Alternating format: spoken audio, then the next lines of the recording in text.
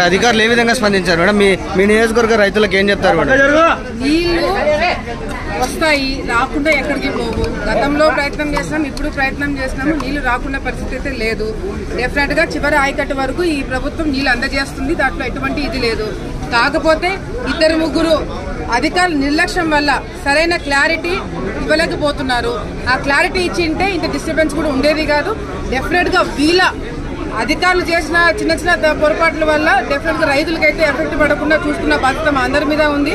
చివరి ఆయకట్టు వరకు తెలుగంగ కావచ్చు, అదేవిధంగా కేసీ కెనాల్ కావచ్చు, నీళ్లు తీసుకొచ్చే బాధ్యత మేమందరం కూడా తీసుకుంటాం. ఎవరు కూడా అధైర్యపడాల్సిన అవసరం లేదని చెప్పి కూడా రైతులందరూ కూడా మేము తెలియజేసుకుంటాం. ఐఐబీ మీటింగ్ కి పిలిచి ఇరిగేషన్ అధికారులు ఐఐబీ మీటింగ్ కి పిలిచి మేము అడిగిన ప్రశ్నలకి సమాధానం చెప్పలేకపోతున్నారనే ఒక బాధ తప్ప నాకు తెలుసు. మాకు నీళ్ళు ఎట్లా తెప్పించుకోవాలో మాకు తెలుసు. ప్రతిపక్షంలో తెప్పించుకున్నాము, అధికారంలోనే తెప్పించుకున్నాము. మేము తిప్పలు ఎట్లా పడతాము, చివరి ఆయకట్టు తిప్పలు మేము పడతాం.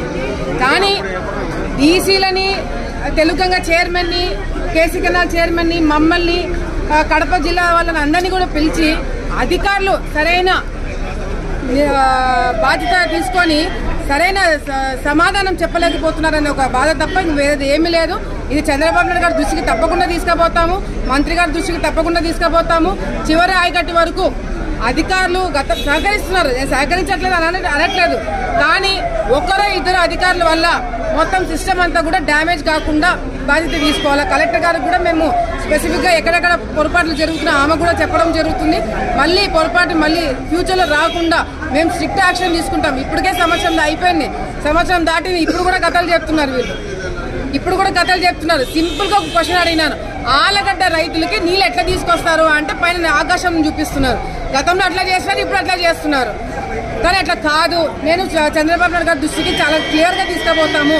ఆలగడ్డ ప్రాంతంలో రైతులకి కావాలనే ఎవరో ఇబ్బందులు పడుతున్నారు, కావాలనే నీళ్లు రాకుండా చేయాలని కొంతమంది ప్రయత్నం చేస్తున్నారు. అది ఎవరనేది కూడా బయట పెడతాము. రైతులకు గిట్టుబాటు ధర దాని విషయం కూడా ఏమన్నా చెప్తారా మీరు? చూడండి, రైతుల గిట్టుబాటు ధర కావచ్చు, రైతుల పంట నష్టం కావచ్చు, జొన్న కొనుగోలు సమస్య కావచ్చు, ఇవన్నీ కూడా ప్రభుత్వం దృష్టిలో ఆల్రెడీ ఉంది. ముఖ్యమంత్రి గారు దానికి సంబంధించిన బడ్జెట్ సంబంధించిన సమావేశాల్లో కొద్దిగా ఎట్లా సర్దుబాటు చేయాలనేది కొంత డిలే అవుతుంది తప్ప రైతుకి నష్టపరిహారం తప్పకుండా వస్తుంది.